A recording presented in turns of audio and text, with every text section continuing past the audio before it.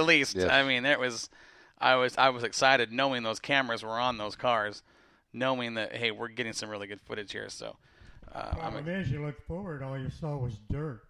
You look behind you, that's where everybody was. well, that's because the cars we ended up towards the front of the pack. But That's right. they got into lap traffic. Things got exciting, slicing and dicing a little bit. I can't wait to see what Ed doctors up on those videos. We had Joe Lab Hornets, Bobbio's Pizza Mini Stocks. We had the OTRO Hardtops, IMCA Sport Mods, Modifieds, Late Models, and Sprints. Let's go back to the hard tops. Dave and I was standing up on the top, and we know that is a misnomer. There is not a top on any one of those cars. They're all moonroofs. They are. They are. Yeah. But they're good. I mean, they're I call them vintage hard tops because they're all the old timey cars, and they look really well. And you know what? I would really be happy to put street tires on one of those and Wouldn't that drive be them. cool? Oh God, and drive them around town. You know, Yeah, put those a license cars, plate on it. very unique class. First time I've seen these cars. Me too. Very unique class in the fact that a spec motor is an inline six. Yep. Have to run inline, but they are running like the big wide slicks, you know, the asphalt style slicks they're running on there. So, I mean, they just look cool. It's like you're stepping back 50 years and, you know, you're going back to one of the, you know, to grassroots racing when the early days of No fenders. Nerf Nerf bars sticking Yeah. out on the side. Yeah. Very cool They're stuff. cool. I mean, they're really. I looked at them and I just stood there with my mouth open for about 10 minutes. Yeah, those were, and there's a bunch of those posted on the Facebook page too. If you guys haven't seen them yet, the OTRO Hardtops. That actually stands for Old Timers Racing Organization. Moonroof division. They're great cars, though. I Yes. mean, they were. Well, you know, Yeah. I got to say that they're out there and they're really having fun. But I actually think if you put a Hornet out there with them, the Hornet would tear them up. I think it's the power to weight ratio. It is. Heavy cars. Because they are heavy. They are. Because they got the old iron steel frames on them. Mm-hmm. Yeah, I And think they're you're not, right. They're not as small as, you know, the old time cars. You know, you actually had metal in the. There's a lot of them on those cars, and they're actually, I was surprised at how big they were. Yeah. There was quite a couple of them that were actually pretty darn big cars. You know they're heavy. You know they've got to be heavy, but that feature with that division was at one point, and I don't mean this in a bad way, I mean it as a compliment to the driver, was fairly boring. If you can take boring as a compliment, because Mark Mentor in the 33, that beautiful pink number 33, Yeah. that dude's fast. As he is. He got out of traffic, went to the high side, got around everybody, and it was his race. He had checked out. He was gone. We had a caution, bunched the field up, and on the restart, something went wrong. I don't know what happened to the 33, but he faded, lost 3, 4, 5 spots, and then pulled off. No, I never did get a report. We don't know what happened to the Mark Mentor machine, but he pulled off with, and there only was 4 or 5 laps left. And Bill Trotter in the 46, who was running second, inherited the lead. And he had a pretty good race going with a couple guys behind him, but he held everybody off for the win. It actually ended up being a really good race. Yes. Once. But, you know, I was watching that number 13, the one that crashed on the front stretch. Beautiful race car. From what I understand, he broke a kingpin. That was the report we got. And that car actually climbed the wall. It did. It swerved to the right, climbed the wall, and ripped the whole front axle off, and it went up and over. And I seen the tire on the left front tire come out under the back of the car and start going backwards. Oh my! You know, but I mean, he was up on the wall. I mean, it climbed that wall. And I was amazed that car got up there because it didn't look like they was going that fast, but with that weight, you know, carried it right up the wall. And you know, I got to give Nina credit, boy. That camera work. She caught everything on that. You know, and I want to talk about, again, the camaraderie at this particular racetrack. Something that I've never seen at any of the tracks we've ever been to, any of the tracks that I've ever worked. This is the second time this happened this year where a guy has wrecked his race car almost in the same spot. And fans are coming up to the tower to donate money to the driver to get his car rebuilt. Yeah, repair fund. I have never – you guys, I've been to a lot of racetracks. I have never seen another racetrack do this. The fans down there it's a whole different atmosphere, what they've created with Mike McCann and the way he's turning things around and the people, you know, I mean, The wreck had just barely happened, and we had one guy dropping a $5. Here's a $20. Little kids come up with $3 and $8, $5 here, $5 there. And we had one guy, Pistol Pete. He's actually a racer in the late model lights. Mm-hmm. He's one of the fast guys in that division. Actually came up to the tower and donated $100 to that team to get that car fixed. Yep. I couldn't believe it. I've never seen this happen at any other tracks. It amazes me. It just, that the fans are just, that they're so,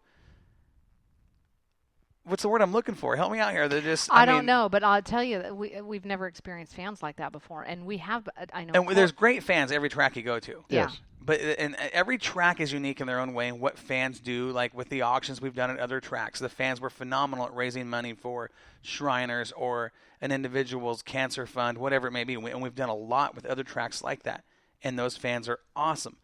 This group here, in their own way, is something that I am just kind of going, what is happening here? This is. It blows my mind. Yeah, Nina just posted in and said the fans are dedicated. But they are.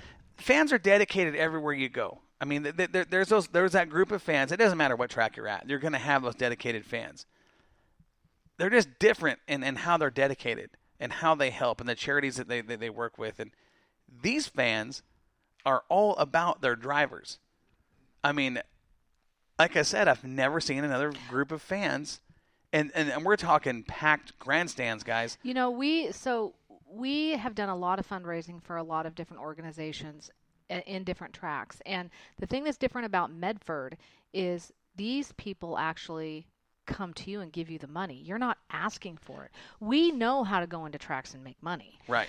We raise money for, like I said, all different kinds of charities, but that's what strikes me about Medford is you don't ask. They just come up and say, hey, I want to give this to so-and-so. You're like, what? Yeah. No, we're supposed to be doing that. You guys aren't That's supposed the to be weird doing part, that. really. Yeah. I think that for us, that's the weird part is usually it's us instigating something to get something rolling. And that's what we're used to. And now it's just like they're coming to the door and dropping money to help that guy out, and it's cool. It is really neat to see it really that. is. It's it restores your faith in humanity. It does to a sense. With all the things, all the yucky things that we have to, listen to during the week, and it's just really neat to be with such a caring group of people. It's a neat thing. It's a neat thing to witness. It's cool. Mike Patterson, our Moxie guy down at Bakersfield, just posted in and said we've had fans from Bakersfield do the same thing this year. Jacob Carey in the Mod Light division flipped his car, and we had people coming up and dropping off money for him to help repair his car. So. Is this a new thing then? I reckon it is. Isn't that because we're talking? We're 1,600 miles away, right? Yeah. It's cool. Or 16 hours but away. But it is. It shows you how dedicated the fans are. And like Nina said, maybe they got Moxie running through their veins like us. I love that. Well, Moxie's been down there for a while. Yeah. Little Moxie Mike. Yeah. I gotta say something for Nina here. Last time we was down there 2 weeks ago, Nina was stuck in the infield. Mm-hmm. And I've been there. And I know what it's like. You can't get to the concession stand. You can't go get you a Coke unless whatever you take out there is what you got. Mm-hmm. So as the races go on, you're just stuck. And she says, and I told her last week, she said, we was up there eating chicken strips and rubbing it in. And she was going, well, I want some chicken strips. Well, we can't get them to you, And then I told her, I said, okay, I'll tell you what, this week, I will bring you some chicken strips. I'll get them for you. And I know where he's going with this. I said, they're really good. Uh-huh. So then she says, and she just come in a while ago, and she says, listen, those chicken strips were amazing. Said, better yet, when you stop the races for me to get them. Super embarrassing, but good Lord, they were amazing. They are. Now, let me tell you something about those chicken strips. She doesn't understand how lucky she is that she got those because – when that final caution happened, and right before they start shutting things down, final caution happened. Everybody flooded that place. They did. We went to get chicken strips. Yes, we did. Guess what? And guess what? All the guys from the infield came too. All the emergency crew and the record crew and all of them showed up at the same time. There were no chicken strips. There were no chicken strips. Yeah, we ordered some, and they said they had 16 orders at one time. Right. So we got hamburgers. We actually, I didn't get anything. I didn't get anything. But here's the thing. One of the ladies in the tower, she sits next to Kelly. Oh my I want to say goodness. Nicole. I she's going to kick my butt, but Gosh, I hope she's not listening Anyway, because I can't remember either. she says, well, I've got these chicken strips. And I said, you don't want those? She goes, I've got another order sitting here. And I said, oh, you're the problem. So we actually got those down to Nina, and she got her chicken strips for the night. But She'd been craving them since you the gotta, last You got to look show, out for your people. right? Yeah. You got to look out for your people, for And sure. you know, if I could have put them on the drone and carried them down there, I would have. Oh, sure. Yeah. So we do have the, now that we've been talking about the OTRO hardtops, they are coming back. We're going to see them a couple more times this year. Very interesting division. I'm looking forward to seeing how that plays out because that was their first visit to the track this year. We had them scheduled earlier with the rain out. Some guys clearly weren't set up. Some guys clearly had some things to work out to make their cars work. Now they've got a taste of the track. We'll see who does what, and if anybody has anything with that 33. The Orange 46, Bill Trotter, he was about the only guy that really had something for Minter until Minter decided it was time to get up on the top and find some traction, and he ran away. Well, I talked to one of those guys, and he had just finished his car getting his engine put together like 3 hours before the race. Right. Another guy, there was 3 of those that they haven't been tested on the track. So, that was their testing day, pretty much. Yeah, and that's what I'm saying. It's going to be interesting to see what plays out the rest of the season. So, great class to watch. They actually had quite a fan base there. Yes, they did. It's interesting to see how some series show up with fans that travel and some don't. They've got a good fan base. And there's some good-looking cars. That 33 was a fantastic looking car. I'm not going to lie to you. When we got there and we saw that car, my first thought was, there's no way that car's going to race tonight. Yeah. I mean, this is an old, what is that, a 30? Is it a 33 Ford? It looked like it, yeah. About a 33 Ford, just beautiful pink with the metal flake numbers, and it looked like a show car. It looked like the car you'd park out in front of the place to rep your series. Yeah. To like, this is who we are. No, that car got out there and put the business on him. Yes, he did. Mark Minter has clearly made himself at home up front. So we'll see if anybody has anything for him the rest of the season, the OTRO hardtops. And we'll go through the schedule later on about when they're coming back. I want to get into the Jote Labs Hornets. Very competitive this week. Well, okay. I want to talk about it because things got interesting with this division. We had a full moon. Yes, we did. And it was very apparent that there was a full moon. It was one of those nights when the full moon comes out, Murphy's Law kicks into high gear. That's true. I've got a picture of that sunset, too. Looking forward to seeing it. It's purple. Yeah. Oh, wow. It's a purple sunset. Well, and now, actually, it's the moon coming up. It's the sun shining behind me. Uh-huh. And Nina called me on the radio and said, Ed, turn around, take the drone, and get a picture. Look at that sunset.